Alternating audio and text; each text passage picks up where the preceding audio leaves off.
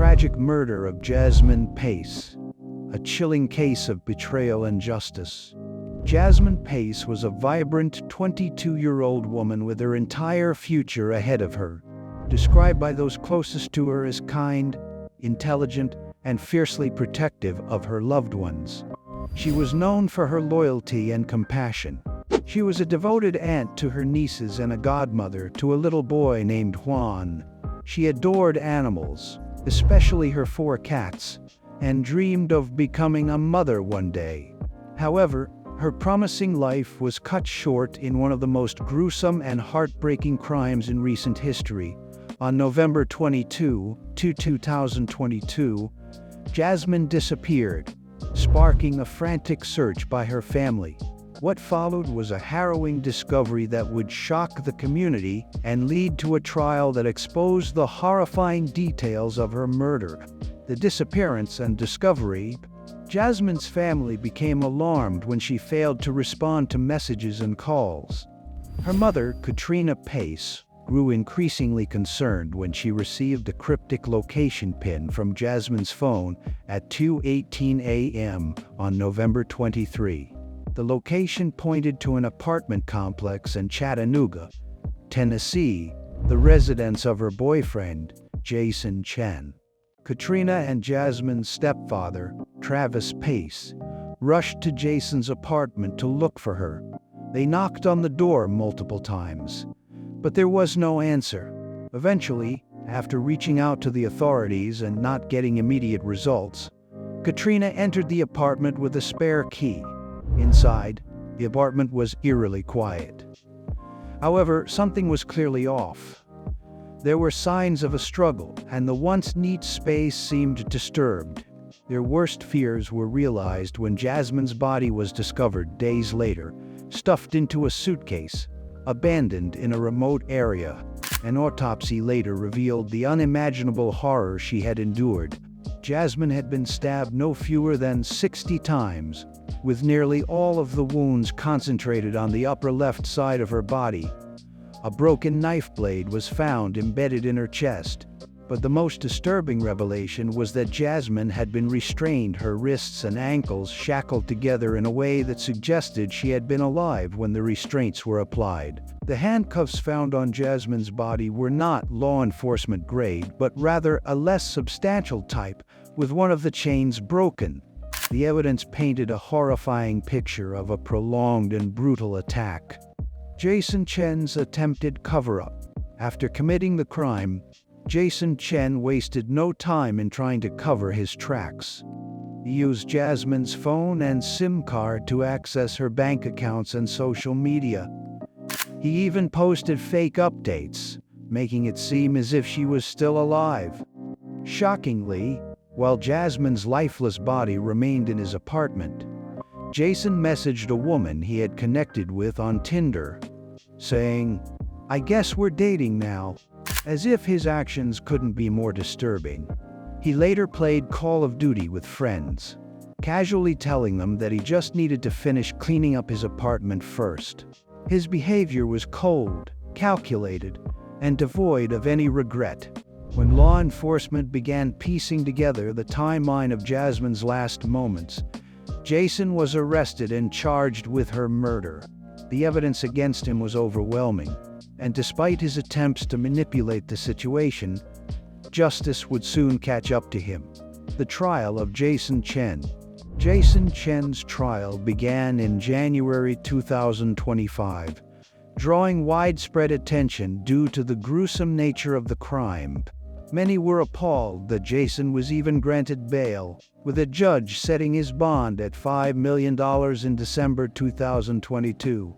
From the outset, Jason's defense strategy took an unexpected turn. His attorney, Josh Wise, did not argue for his innocence. Instead, he admitted outright that Jason had killed Jasmine but insisted that it was not premeditated murder. Instead, they pushed for a lesser charge, voluntary manslaughter, hoping to avoid a life sentence without parole. The defense's theory. According to the defense, the killing was not premeditated, but rather a crime of passion. They claimed that Jason and Jasmine had been drinking wine late into the night when Jasmine allegedly heard multiple Tinder notifications coming from Jason's phone. Enraged, she confronted him, leading to a heated argument. The defense went on to allege that Jasmine attacked Jason with a broken wine glass. In response, Jason instinctively grabbed a kitchen knife, one that he had used earlier to open a wine bottle, and stabbed her in self-defense. To explain the restraints found on Jasmine's body, the defense argued that Jason panicked after the killing and used the handcuffs to make her fit inside the suitcase. This story, however, was full of holes, and the prosecution was prepared to dismantle it piece by piece by piece. The evidence against Jason Chen.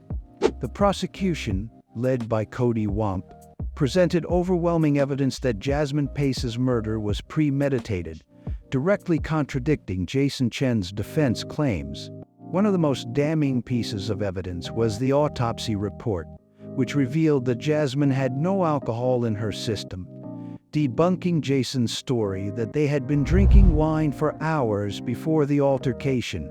The forensic findings also showed that Jasmine was in a fetal position when she was repeatedly stabbed, suggesting that she was unable to defend herself.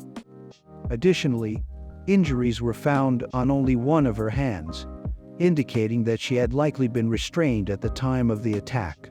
These details painted a grim picture of Jasmine's final moments and dismantled the narrative of a spontaneous fight, escalating into a crime of passion. Another major blow to Jason's defense was the exposure of his fabricated Tinder notification story. His legal team had argued that Jasmine's alleged rage over multiple Tinder notifications on Jason's phone had led to the confrontation. However, forensic analysis of his device proved that he had received no such notifications on the night of the murder.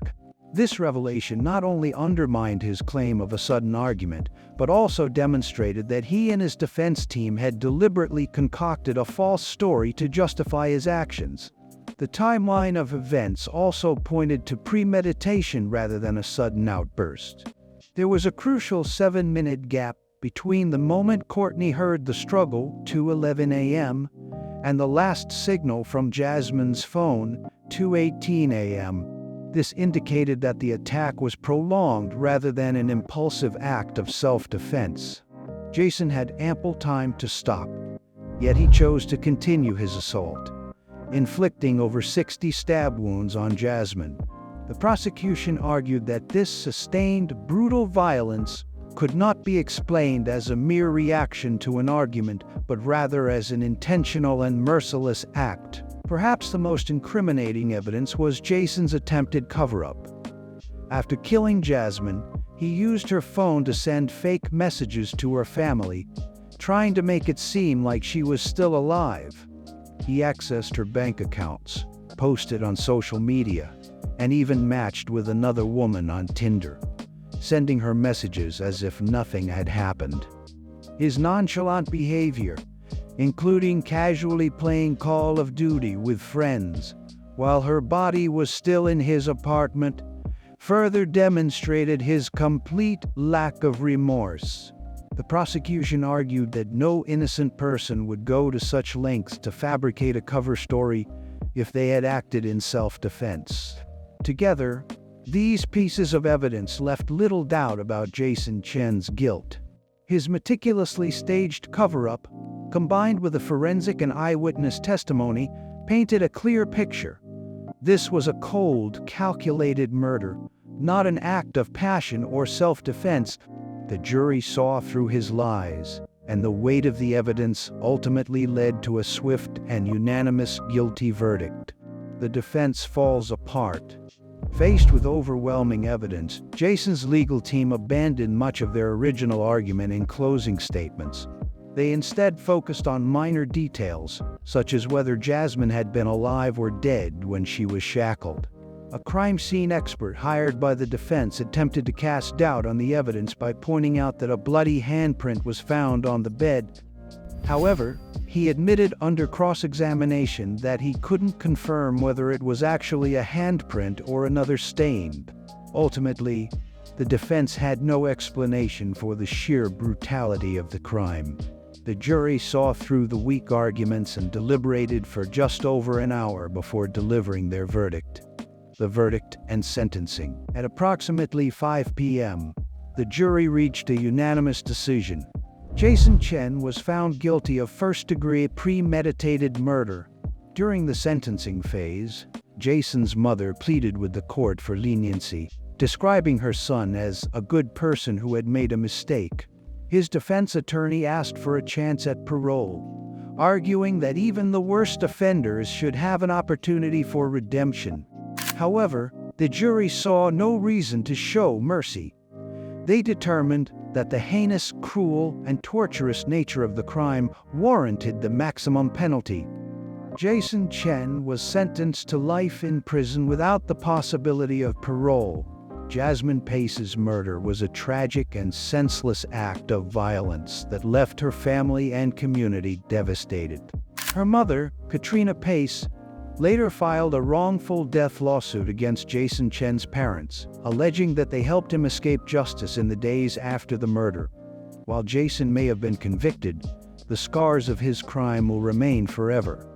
Jasmine's life was stolen in a cruel and brutal manner, but through the efforts of law enforcement, prosecutors, and her loved ones, justice was finally served.